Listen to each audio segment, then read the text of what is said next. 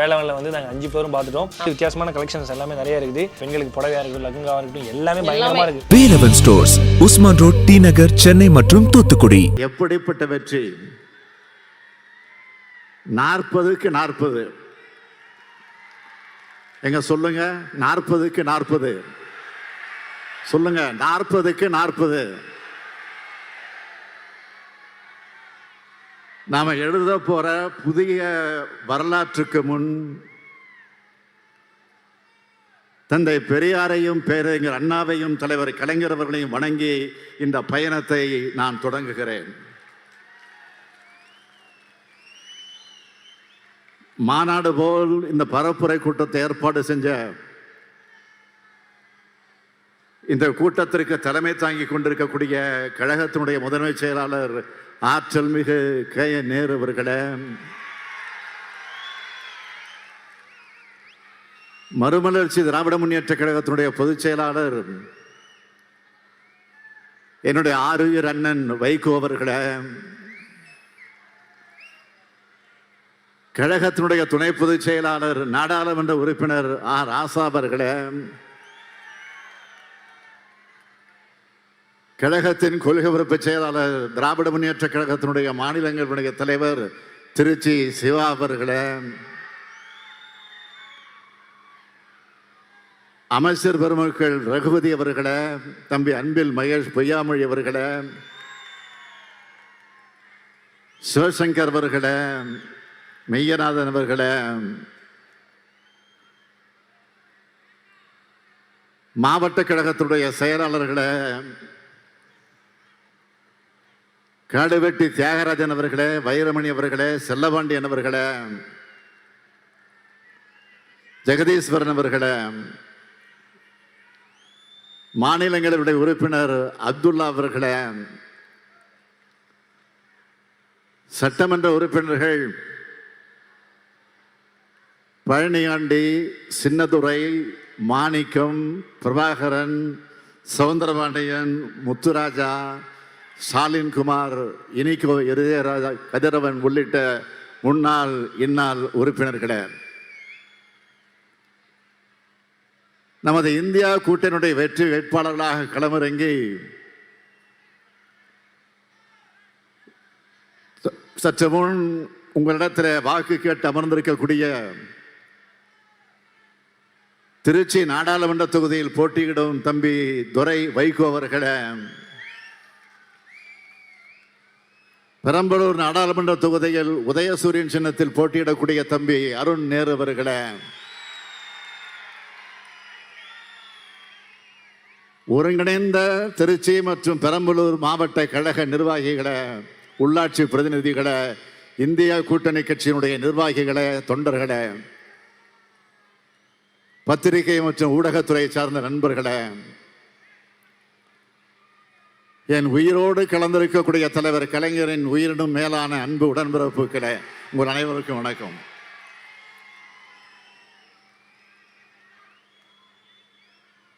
எல்லாத்துக்கும் தொடக்கமா இருக்கிறது இந்த திருச்சி தான். திராவிட முன்னேற்ற கழகம் தேர்தலில் நிற்கணும்னு 1956ஆம் ஆண்டு முடிவெடுக்கப்பட்டது இந்த திருச்சி மாநாட்டில் தான். திருச்சி பாதை எப்போதுமே வெற்றி பாதை. அதோட அடையாளமாக தான் திராவிட முன்னேற்ற கழகத்திற்கு 6 முறை ஆட்சி பொறுப்பை வழங்கி இருக்கிறாங்க தமிழ்நாட்டு மக்கள். நேரு அவர்கள் சொன்னது போல கடந்த சட்டமன்ற தேர்தலுக்கு முன்னால் தமிழ்நாட்டின் விடியலுக்கான முழக்கம்ன்ற எழுச்சி மிகு கூட்டத்தை ஏற்பாடு செஞ்சு இங்கே அழைச்சிக்கிட்டு வந்தார் 6 சகோதரர் K.N. நேரு அவர்கள். அதுதான் தமிழ்நாட்டில் அதிமுக ஆட்சியை வீழ்த்தி கோட்டையில திராவிட முன்னேற்ற கழகத்தோட ஆட்சியை அமர வச்சது. உங்களில் ஒருவனான இந்த முத்துவேல் கருணாநிதி ஸ்டாலின் முதலமைச்சராக பொறுப்பேற்றுக்கிட்டேன். அன்று முதல் இந்தியாவை பாராட்டுகிற நல்லாட்சியை நடத்தி வருகிறேன்.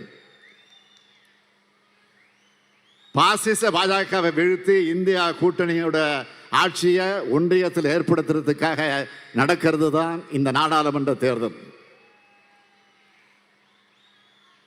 தேர்தல் என்பதால் பிரதமர் இப்போது இந்தியாவிலே இருக்கிறார். அதனால தான் அடிக்கடி தமிழ்நாட்டுக்கு வர்றாரு. இல்லைன்னா பெரும்பாலும் வெளிநாட்டில் தான் இருப்பார். சமீபத்தில் சேலத்தில் உரையாற்றின பிரதமர் மோடி அவர்கள் தமிழ்நாட்டில் அவருக்கு செல்வாக்கு அதிகமாகிவிட்டதால் திமுகவினருக்கு தூக்கம் வரல அப்படின்னு பேசியிருக்கிறார். உண்மையில தன்னுடைய ஆட்சி முடிய போகுதுன்னு பிரதமர் மோடிக்கு தான் தூக்கம் வரல. அவருக்கு ஏற்பட்டிருக்கக்கூடிய தோல்வி பயம் அவருடைய முகத்திலையும் கண்ணிலையும் நல்லா தெரியுது. சரி, தமிழ்நாட்டுக்கு இத்தனை முறை வந்தார, அவர்கிட்ட நான் ஒரே ஒரு கேள்விதான் கேட்டேன்.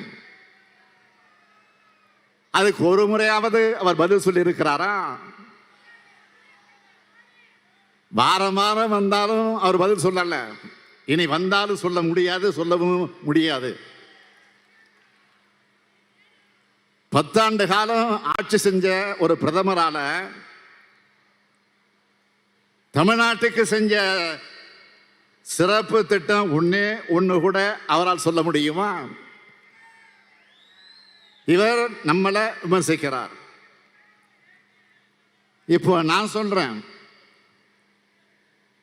நம்மோட திராவிட மாடல் ஆட்சியில 3 ஆண்டுகளா மக்களாகிய உங்களுக்கு செஞ்ச சாதனைகளோட பட்டியலை சொல்லவா? சொன்னா இன்னைக்கு ஒரு நாள் போதாது. முக்கியமான சில திட்டங்களோட பயன்களை பற்றி நான் சொல்றதை விட தமிழ்நாட்டு மக்கள் என்ன சொல்றாங்கன்னு நேற்று ஒரு வீடியோ பார்த்தேன். அதுல ஒரு மகளிர் சொல்றாங்க, எங்க வீட்டில் குழந்தைகளுக்கு உடம்பு சரியில்லைன்னா காசுக்காக யாரையும் எதிர்பார்க்க வேண்டிய தேவையே இனிமே இல்லை. எங்க அண்ணன் ஸ்டாலின் கொடுக்கிறாரு 1000 ரூபாய் தாய் வீட்டு சீர் இருக்கு. இப்படி மாசம் மாசம் மாநிலம் முழுக்க 1,15 லட்சம் குடும்பங்கள் மகிழ்ச்சியா இருக்காங்க. அடுத்து விடியல் பயணம் திட்டம் பத்தி பேசுறாங்க. ஸ்டாலின் சார் பஸ்ல போய் 4 மாசமா இலவச பயணம் செஞ்சு கம்ப்யூட்டர் கோர்ஸ் முடிச்சு இப்போ வேலைக்கு போறேன். காஞ்சிபுரம் மாவட்ட சகோதரி ஒருத்தர் மகிழ்ச்சியோடு சொன்னாங்க. இந்த மாதிரி மாநிலம் முழுக்க இதுவரைக்கும் மகளிர் மட்டும் 445 கோடி முறை பயணம் செஞ்சிருக்காங்க. அடுத்து திருப்பூர் மாணவி ஒருத்தர் பேசுறாங்க, ஏழ்மையான சூழல்ல அரசு பள்ளியில் படிச்சு கல்லூரிக்கு வந்த எனக்கு அப்பா மாதிரி ஸ்டாலின் ஐயா 1000 ரூபாய் தராருன்னு சொன்னார்.